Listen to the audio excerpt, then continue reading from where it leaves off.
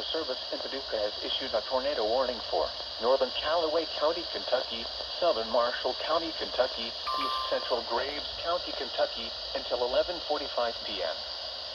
At 10:53 p.m., a severe thunderstorm capable of producing a tornado was located near Mayfield, moving east at 25 miles per hour. Expected hazards include tornado and quarter-size hail.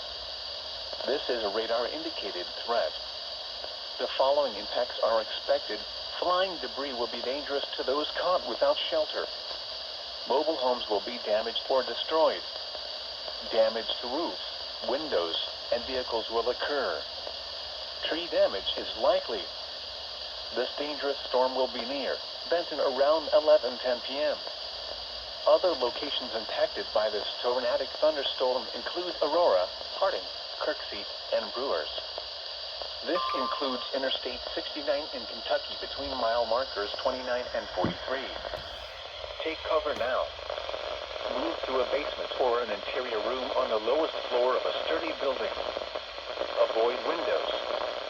If you are outdoors, in a mobile home, or in a vehicle, move to the closest substantial shelter and protect yourself from flying debris.